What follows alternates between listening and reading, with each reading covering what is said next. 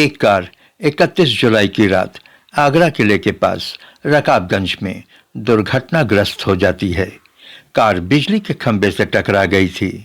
दुर्घटना इतना जबरदस्त था कि सड़क के किनारे बिजली का खंभा पूरी तरह से टेढ़ा हो गया था और कार भी पूरी तरह से क्षतिग्रस्त हो गई थी।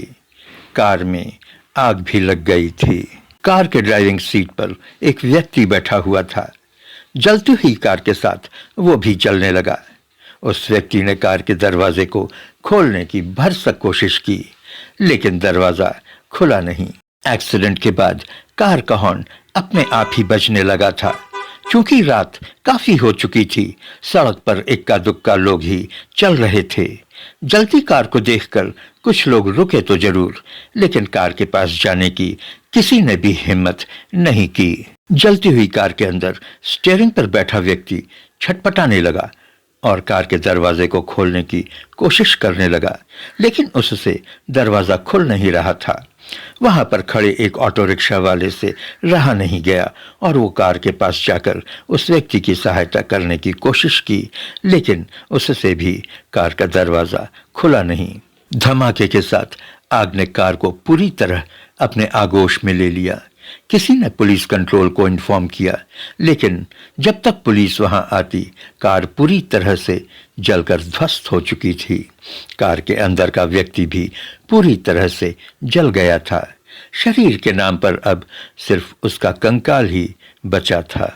कार के नंबर प्लेट से पुलिस को पता चला कि कार गाजियाबाद के अनिल सिंह चौधरी की है। पुलिस ने अनिल सिंह के घर के लोगों से संपर्क कर उन्हें कार दुर्घटना की जानकारी दी। अनिल के घर में हड़कंप मच गया। अनिल के पिता विजयपाल, जो एक ट्रांसपोर्ट व्यवसायी थे, भागे भागे आगरा पहुंचे। वहां जली हुई कार और अनिल की खाक हुई लाश को देखकर फूट फूट कर रोने लगे। उन्होंने पुलिस को बताया कि ये कार उनके बेटे अनिल सिंह की ही है और जलकर मरने वाला व्यक्ति उनका छोटा बेटा अनिल था। विजयपाल ने पुलिस को बताया कि उनके 2 बेटे थे और दोनों कपड़े के व्यवसाय से जुड़े हुए थे। उनका बेटा अनिल बिजनेस के सिलसिले में कार से आगरा आया था। यहाँ काम पूरा करने के बाद उसे अपने बड़े भाई अभय के ससुराल मथुरा जाना था, लेकिन बोलते बोलते वो फिर से रोने लगे। पुलिस ने उनसे पूछा कि अनिल की किसी से कोई दुश्मनी, कोई रंजिश तो नहीं थी। विजयपाल ने किसी भी दुश्मनी से इनकार कर दिया और उन्होंने इसे एक हादसा ही माना। जांच की खानापूर्ति होने के बाद पुलिस ने भी इसे एक हादसा करार दिया और मीडिया वालों ने इसे एक बर्निंग कार में युवक की दर्दनाक मौत हुई ही समझा। यह हादसा कार के एक बिजली के खंभे से टकरा जाने की वजह से हुई। कार में सेंट्रल लॉक के लग जाने की वजह से युवक कार से बाहर नहीं निकल सका और उसकी दर्दनाक मौत हो गई। उस समय आगरा रकाबगंज के इंस्पेक्टर डीएल सुधीर ने भी इसे हादसा ही माना था और केस बंद कर दिया गया था। आप सलाम हिंदुस्तान देख रहे हैं। ये कहानी आपको किसी फिल्म की कहानी से कम नहीं लगेगी। धीरे धीरे वक्त के साथ 31 जुलाई 2006 की रात को हुए भीषण बर्निंग कार के हादसे को लोग भूल गए।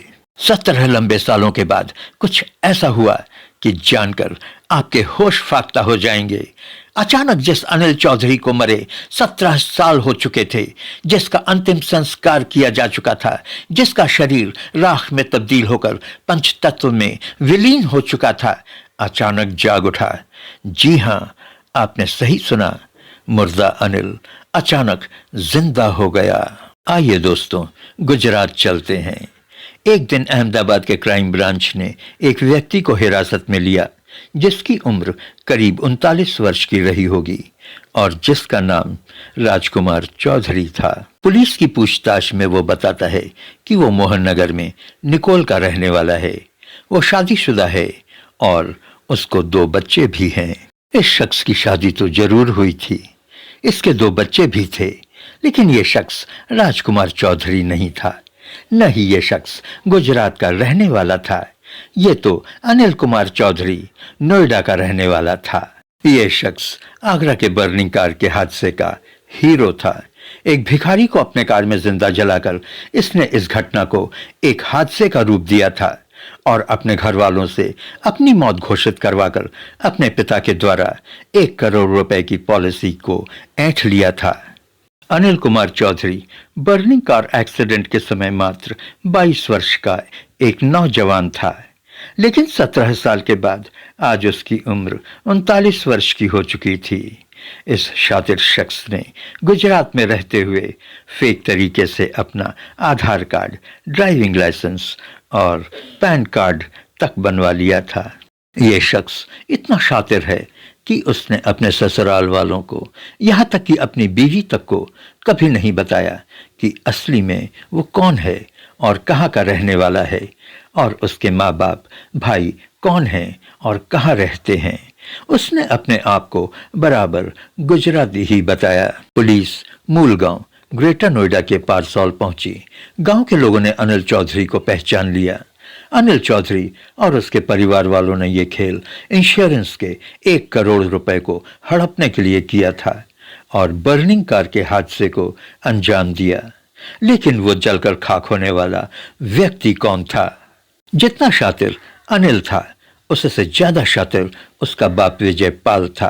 अनिल ने पुलिस को बताया कि उसके पिता शुरू से ही जालसाज रहे हैं, नाबालिग लड़कों से छोटी मोटी चोरियां करवाते थे।